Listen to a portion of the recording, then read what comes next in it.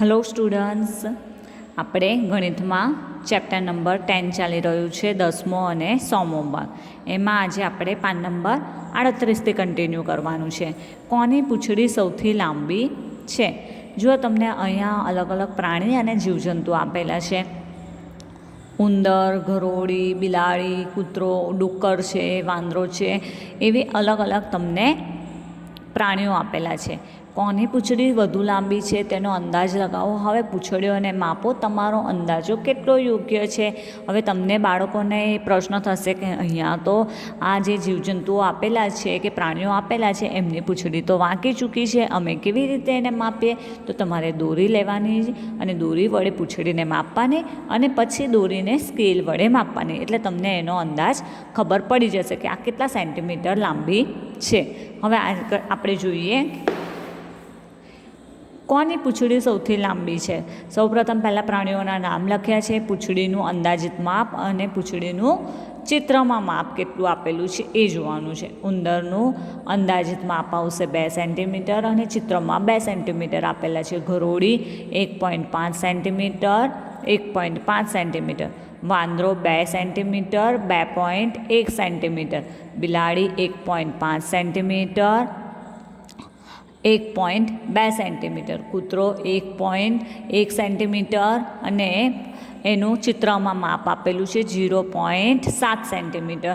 ડુક્કરની પૂંછડીનું માપ છે 1.5 સેન્ટીમીટર, ચિત્રમાં આપેલું છે 1.4 સેન્ટીમીટર. આવી રીતે તમારે કોષ્ટક નોટબુકમાં પણ બનાવવાનો છે. હવે આગળ જોઈએ સૌથી લાંબી ચલણી નોટ. 100 રૂપિયાની ચલણી નોટની લંબાઈ કેટલી હશે? અંદાજ લગાવો. હવે તેને ફૂટપટ્ટી વડે માપો. જો અહીંયા તમને 100ની નોટ આપેલી છે. જૂની જે 100ની નોટ પહેલાં હતી, અત્યારે હવે આ નથી વપરાતી, પહેલાં આ વપરાતી હતી. હવે ઘણી બધી વસ્તુઓની લંબાઈ તથા પહોળાઈ વિશે અંદાજો લગાવો, તે માપો અને તમારા અનુમાન તથા માપ વચ્ચેનો તફાવત શોધવાનો છે. હવે તમે ઘરે પણ તમે ચોક્કસ પ્રમાણે આ ટ્રાય કરી શકો છો કે 100 રૂપિયાની નોટ લેવાની, 10 રૂપિયાની નોટ લેવાની, 20 રૂપિયાની, 5 રૂપિયાની. પોસ્ટકાર્ડ હોય તો તમે પોસ્ટકાર્ડ પણ લઈ શકો છો. ગણિતનું પાઠ્યપુસ્તકની લંબાઈ તમારે પહેલાં અનુમાન કરવાનું છે અને પછી સ્કેલની મદદથી એ તમે માપીને જોશો કે તમારું અનુમાન કેટલું સાચું પડ્યું. હવે 100 રૂપિયાની નોટ, હવે આ આપણે અનુમાન કરેલું છે કે એની લંબાઈ છે 15 સેન્ટીમીટર અને પહોળાઈ છે 100 સેન્ટીમીટર. હવે ફૂલપટ્ટીની મદદથી એનું માપ આવશે, એની લંબાઈ આવશે 15.7 સેન્ટીમીટર અને પહોળાઈ આવશે 7.3 સેન્ટીમીટર. 10 રૂપિયાની નોટ 12.5 સેન્ટીમીટરનું અનુમાન આપણે કર્યું છે અને પહોળાઈ એની 5 સેન્ટીમીટર છે અને તમે લીધેલું માપ એમાં આવશે લંબાઈ એની 13.6 સેન્ટીમીટર અને પહોળાઈ છે 6.3 સેન્ટીમીટર. 20 રૂપિયાની નોટ 13.5 સેન્ટીમીટર, પહોળાઈ છે એની 5 સેન્ટીમીટર, લંબાઈ છે 14.6 સેન્ટીમીટર, પહોળાઈ છે 6.2 સેન્ટીમીટર. 5 રૂપિયાની નોટ લંબાઈ છે 11 સેન્ટીમીટર, પહોળાઈ છે 5 સેન્ટીમીટર, લંબાઈ 11.7 સેન્ટીમીટર, પહોળાઈ છે 6.3 સેન્ટીમીટર. પોસ્ટકાર્ડનું લંબાઈ એની 14 સેન્ટીમીટર, પહોળાઈ 9 સેન્ટીમીટર. હવે તમે લીધેલું માપ સેન્ટીમીટરમાં લંબાઈ છે 14.5 સેન્ટીમીટર, પહોળાઈ 9.5 સેન્ટીમીટર. ગણિતનું પાઠ્યપુસ્તક લંબાઈ છે 25 સેન્ટીમીટર, પહોળાઈ છે 20 સેન્ટીમીટર, લંબાઈ છે 27.3 સેન્ટીમીટર, પહોળાઈ છે 20.6 સેન્ટીમીટર. હવે આ કોષ્ટક પણ તમારે તમારી ચોપડીમાં અને નોટબુકમાં બંનેમાં પૂર્ણ કરવાનું છે. હવે નીચે જુઓ બચા. હવે તમને અહીંયા કેટલીક વસ્તુઓ આપેલા છે અને એની કિંમત પણ આપેલી છે. એક કેળાની કિંમત 2.50 પૈસા. હવે જે આ પોઈન્ટ પછીની જે રકમ આપેલી છે એ પૈસા કહેવાશે અને પોઈન્ટ પહેલાંની જે રકમ આપેલી છે એને આપણે રૂપિયા કહીશું. એટલે 2 રૂપિયા અને 50 પૈસાનું એક કેળા છે. હવે બેગની કિંમત કેટલી છે? 120 રૂપિયા અને 50 પૈસા. પેનની કિંમત છે 6 રૂપિયા અને 50 પૈસા. અહીંયા ચપ્પલની કિંમત આપેલી છે 32 રૂપિયા અને 99 પૈસા. દિવાસળીની પેટીની કિંમત છે 0.50 એટલે 0 રૂપિયા અને 50 પૈસા. માત્ર આ 50 પૈસાની માચિસ બોક્સ છે. હવે સાબુ આપેલો છે એ 8 રૂપિયા અને 75 અહીંયા ઘડિયાળ આપી છે તમને 567 રૂપિયા અને 25 આ અનોખી કિંમત જુઓ 32 રૂપિયા અને 99 પરંતુ જો આપણે તેમને 33 રૂપિયા આપીએ તો તેઓ આપણને 1 પૈસો પાછો આપે નહીં. જો અહીંયા કેવી કિંમત આપી છે 32 રૂપિયા અને 99 એટલે સમથિંગ આપણે 33 રૂપિયા જ ગણવાના. તમે એમને 33 રૂપિયા આપશો, કોઈ પણ દુકાનદારને તમે પણ આપો છો તો આપણને 1 પૈસો એ પાછો આપતો નથી. 1 પૈસો એ રૂપિયાનો કેટલામો ભાગ છે? 1 રૂપિયો બરાબર 100 તો 1 પૈસા એટલે એ જ રૂપિયાનો 100મો ભાગ છે. એ અગાઉ આપણે જોઈ ચૂક્યા છે. આ 1 પૈસો ઓછો બતાવીને આપણને માત્ર મૂર્ખ બનાવે છે. કોઈ પણ સ્કીમ આવી હોય છે કે 99 પૈસાવાળી એટલે 499 399 એ આપણને 1 રૂપિયો પણ આપણને પાછો નથી આપતા. 500ની જો 499ની કોઈ વસ્તુ હોય તો આપણે એને 500ની નોટ આપીશું તો એ આપણને 1 રૂપિયો પાછો આપે છે? નથી આપતા. હવે માત્ર આવા 1 રૂપિયો કે 1 પૈસા ઓછો એ આ માત્ર આપણને શું બનાવે છે? મૂર્ખ બનાવે છે. 1 પૈસો એ રૂપિયાનો 100મો ભાગ છે, ખરું ને? જેને 0.01 રૂપિયા તરીકે લખાય છે. તેથી આપણે 99 પૈસાને 0.99 રૂપિયા લખી શકીએ છીએ. હવે આના ઉપરથી આપણને કેટલાક પ્રશ્નોના જવાબ જોવાના છે તે જોઈએ આપણે. 1 દિવાસળીની કિંમત કેટલા પૈસા થશે? તો 1 દિવાસળીની કિંમત કેટલી છે? 50 પૈસા. હવે બીજું જોઈએ આપણે. 2 રૂપિયા અને 50 પૈસામાં કેટલી દિવાસળીઓની પેટી ખરીદી શકીએ? તો દિવાસળીની એક પેટીની કિંમત કેટલી છે? 50 પૈસા. તો આપણી પાસે 2 રૂપિયા અને 50 પૈસા હોય તો આપણે કેટલી ખરીદી શકીએ? 5 દિવાસળીની પેટી ખરીદી શકીએ. કેવી રીતે જોઈએ? 50 પૈસામાં 1 દિવાસળીની પેટી ખરીદી શકાય. તેથી 1 રૂપિયામાં આપણે 2 દિવાસળીની પેટી ખરીદી શકીશું. 2 રૂપિયામાં 4 દિવાસળીની પેટી ખરીદીશું. તો આમ 2 રૂપિયા અને 50 પૈસામાં 2 રૂપિયામાં 4 અને બીજો એક 50 પૈસો વધ્યો એનેથી 1 એટલે આપણે દિવાસળીની પેટી 5 પેટી દિવાસળીની ખરીદી શકીશું. હવે 1 સાબુની કિંમત કેટલી છે? તો 1 સાબુની કિંમત તમને અહીંયા આપેલી છે ₹8 રૂપિયા અને 75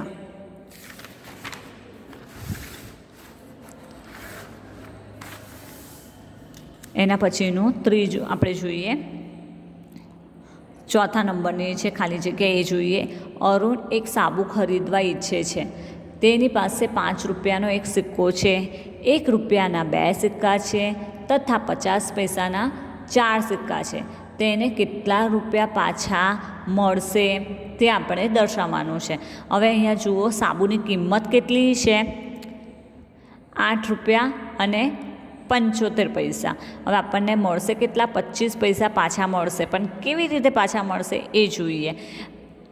અરુણ પાસે કુલ રકમ એટલે 5 રૂપિયાના એની પાસે કેટલા સિક્કા છે? 5 રૂપિયાનો એક સિક્કો, પછી 1 રૂપિયાના 2 સિક્કા એટલે 5 ગુણ્યા 1 કરવાનું, 1 રૂપિયાના 2 એટલે 1 ગુણ્યા 2 કરવાનું અને 50 પૈસાના 4 સિક્કા એટલે 0.50 ગુણ્યા 4 કરવાનું આપણે. એટલે 5 એકા 5, 1 દુ અને 50 પૈસાને આપણે 4થી ગુણીએ એટલે 2 આવશે. એટલે 5 ને 2 5 ને 2 7, 7 ને 2 9 એટલે 9 રૂપિયા ટોટલ અરુણ પાસે છે. અરુણે કેટલા રૂપિયા આપ્યા દુકાનદારને? 9 રૂપિયા. હવે એક સાબુની કિંમત કેટલી છે? 8 રૂપિયા અને 75 તો એથી અરુણને પાછી મળતી રકમ કેટલી? એટલે 9 રૂપિયામાંથી 8.75 બાદ કરીએ તો આપણને આવશે 25 પૈસા. એટલે અરુણને પાછા કેટલા પૈસા મળશે? 25 પૈસા. હવે એના પછી 5મો પ્રશ્ન જોઈએ. 5મા પ્રશ્નમાં એ નંબરનું. એક કેળાની કિંમત ₹2 રૂપિયા અને 50 છે. તો 1.5 ડઝન કેળાની કિંમત કેટલા રૂપિયા થાય? તો 45 રૂપિયા. કેવી રીતે? હવે 1.5 ડઝન એટલે 1 ડઝન બરાબર કેટલા નંગ? 12. તો 1.5 એટલે 18 નંગ થશે. 18 નંગ કેળાની કિંમત કેટલી છે આપણે એ જોવાની છે. એક કેળાની કિંમત કેટલી છે? ₹2.50. તેથી 18 એટલે 1.5 ડઝનની કિંમત 18 ગુણ્યા 2.50 2.50 કરીશું આપણે, એટલે ₹45 1.5 ડઝન કેળા આપણે ખરીદવા હોય તો ₹45 આપણે ચૂકવવા પડે. હવે બીજો પ્રશ્ન જોઈએ. કાનન કેટલી ખરીદી શકે છે? કાનન પેન કેટલી ખરીદી શકે છે? કાનન પેન કેટલી ખરીદી શકે છે? તેની પાસે કેટલા રૂપિયા વધશે? કાનન પાસે કેટલા છે? હવે કાનનને એની મમ્મીએ કેટલા આપ્યા હતા એ આપણે પહેલાં જોઈએ. કાનનને આ લે ₹60 અને 1.5 ડઝન કેળા લઈ આવ. જે પૈસા વધે તેમાંથી તારે પેન લેવાની છે. એટલે પહેલાં શું કરવાનું? 1.5 ડઝન કેળા લેવાના છે, તો આપણે 1.5 ડઝન કેળા લઈ લીધા. એના કેટલા થયા? ₹45. હવે જે પૈસા વધશે તેમાંથી તું પેન લઈ શકે છે. હવે 60માંથી 45 આપણે ખર્ચ કરી દીધા છે, એટલે આપણી પાસે વધશે કેટલા? ₹15 વધશે. તો હવે ₹15 કાનન કેટલી પેન ખરીદી શકે એ જોઈએ આપણે. કાનન પાસે કેટલા છે? ₹60 છે. 1.5 ડઝન કેળાની કિંમત કેટલી? ₹45 થઈ. એટલે તેથી કાનન પાસે બાકી રહેતી રકમ 60માંથી આપણે 45 બાદ કરીએ તો હવે કાનન પાસે ₹15 વધ્યા છે. હવે એક પેનની કિંમત કેટલી છે? ₹6.50. તેથી 2 પેનની કિંમત કેટલી થશે? 6.50 ગુણ્યા 2 કરીશું એટલે ₹13 થશે. 3 પેનની કિંમત કેટલી થશે? 19.50. આપણી પાસે ₹15 છે. હવે 3 પેન ખરીદવી હોય તો આપણે ₹19.50 ચૂકવવા પડે.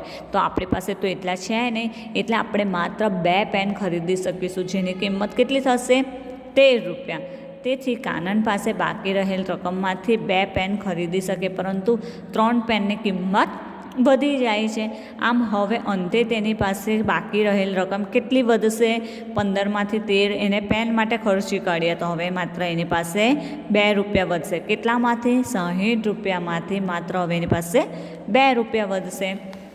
હવે છેલ્લો પ્રશ્ન જોઈએ આપણે. 2 પેનની ખાલી જગ્યા રૂપિયા છે, શું તે 2 પેન ખરીદી શકે છે? હા, 2 પેન એ ખરીદી શકે છે, કેમ કે એક પેનની કિંમત ₹6.50 છે. તેથી 2 પેનની કિંમત કેટલી થશે? ₹13. તો એની પાસે ₹15 છે, તો એ 2 પેન તો ખરીદી શકે ₹13. હવે તમને આ જે ક્વેશ્ચન આન્સર જોયા એ પણ તમારે તમારી નોટબુકમાં લખવાનું છે. આગળનું હવે આપણે નેક્સ્ટ વિડીયોમાં કન્ટિન્યુ કરીશું. ત્યાં સુધી બાય.